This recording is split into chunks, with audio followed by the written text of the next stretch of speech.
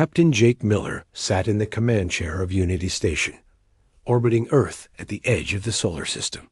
For 3 years, his job had been simple: watch the stars, log the data, report nothing. Space was empty, quiet, dead dot until now. "Captain, we're getting something." Lieutenant Tom Blake's hands moved across his console, eyes wide. It's a distress signal. Not from Earth. Not from anywhere in our system. Jake stood, heart pounding. "Play it." Static filled the bridge. Then a voice alien desperate, broken by interference. The words were strange, but the translation software caught fragments. Council ... destroyed. They come ... reav. ERS ... please. The signal died. The bridge fell silent.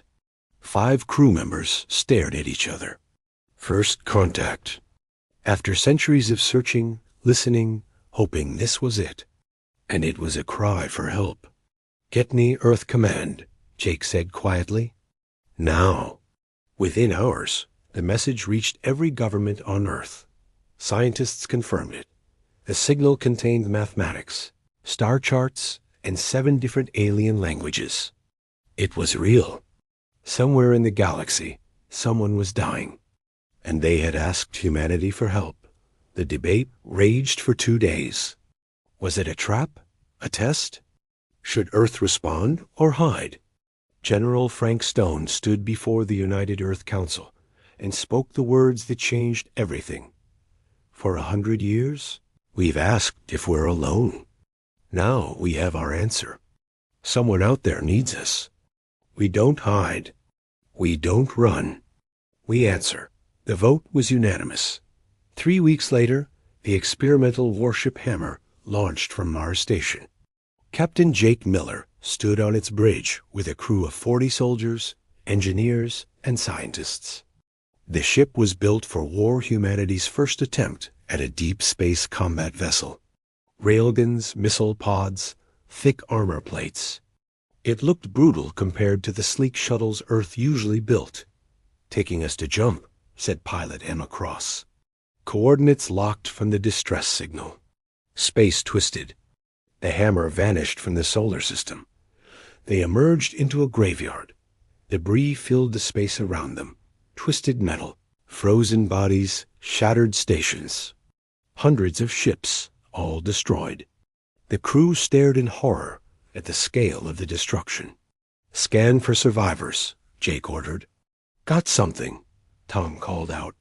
Small station, barely holding together. Reading life signs faint, but they're there.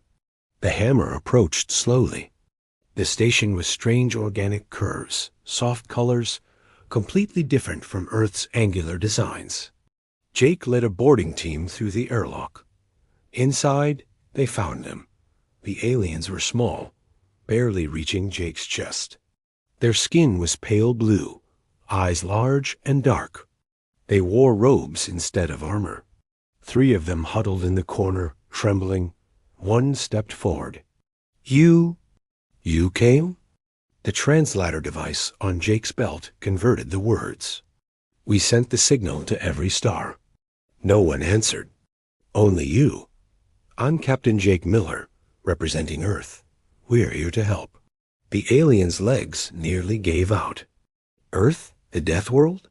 You're the humans?" Jake frowned. "Death World?" They learned the truth over the next hour. The alien called himself Rin, a traitor from the Telari species. He explained the galaxy. Hundreds of species, all living in peace under the Galactic Council. They traded, shared knowledge, explored together. Most came from Garden World's planets with perfect temperature, calm weather, gentle gravity. Then the Reavers came. "They appeared 6 months ago," Rin said, his voice shaking. "Ships that don't communicate. They just attack, consume, destroy. We tried to fight. Our weapons barely scratched them. The Council fleet gone. Thousands of ships, millions of lives. All gone." Emma spoke up. But you called Earth a death world. Why? Rin looked at her with something like fear. Your planet's gravity is twice what most species can survive. Your weather kills. Your animals hunt in packs. Your bacteria would destroy most alien immune systems. You evolved fighting every day just to live. Tom laughed. That's just Earth. It's not that bad. Not that bad? Rin stared at him. You carry enough muscle to crush our bones by accident.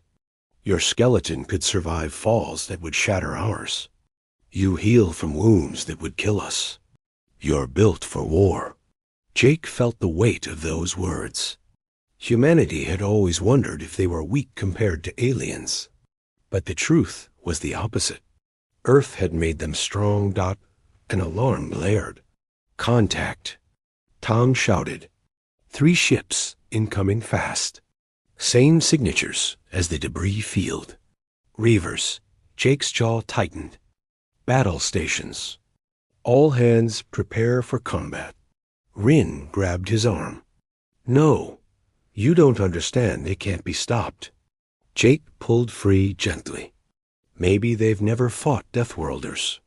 Before, the hammer powered. Up its weapons and turned to face the approaching darkness. Asterisk. The Reaver ships appeared like shadows. Against the stars, 3 massive vessels. Black and angular, covered in strange markings that seemed to pulse with dark energy. They moved with terrible purpose toward the crippled Telari station.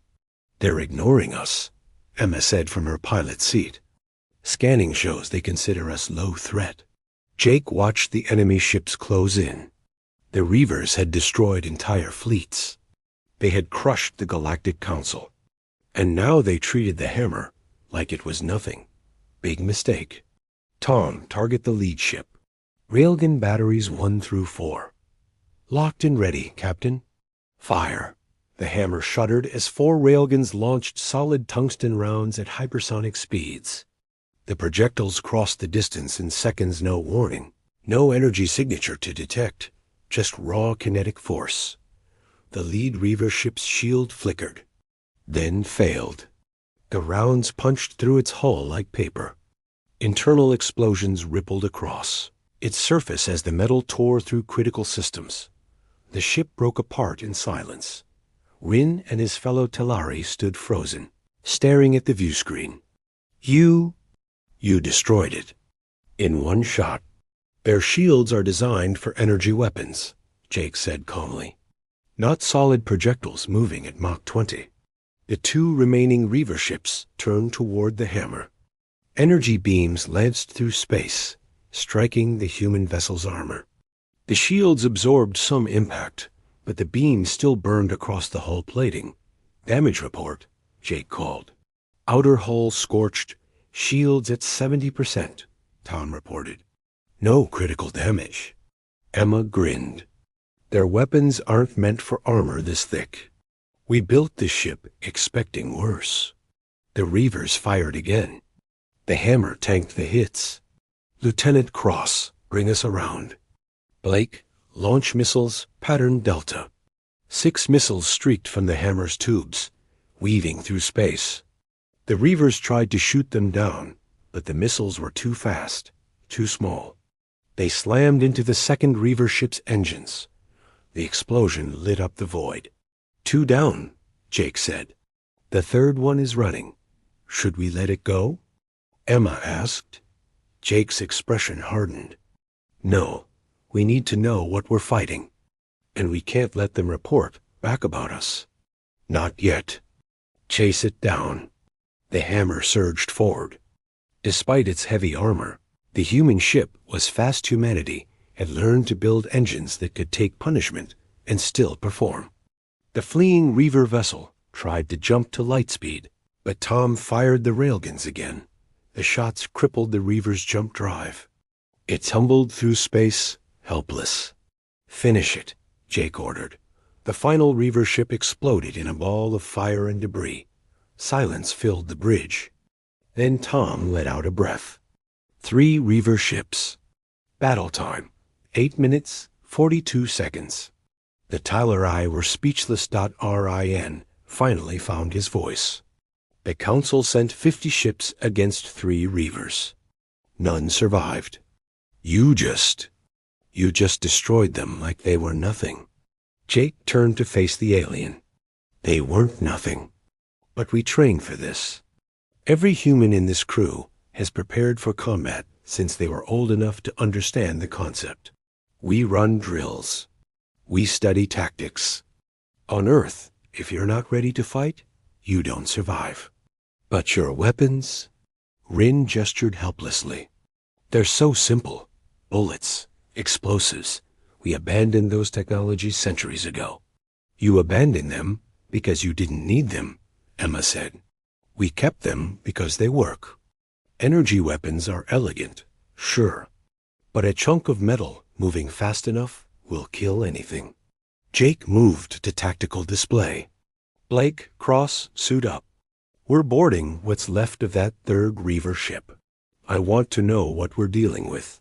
20 minutes later, Jake led a team through the shattered hull of the Reaver vessel. They moved carefully through twisted corridors, weapons ready. The interior was wrong organic walls that seemed to breathe. Technology that looked grown rather than built. In the central chamber.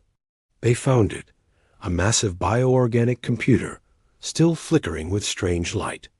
Tom connected a scanner and began downloading data. Captain, you need to see this. Images flashed across the display. Star maps, battle plans. Hundreds of worlds marked for attack. And at the center, a single designation, the hive mind. They're not individual ships, Tom said quietly. They're all connected. One mind controlling thousands of vessels. And according to this data, he paused, face pale. There are over 5,000 Reaver ships active in the galaxy right now. Jake felt the weight of that number. 5,000 ships. And humanity had just destroyed 3. Get this data back to the Hammer, he said. Send it to Earth immediately. We need reinforcements. All of them.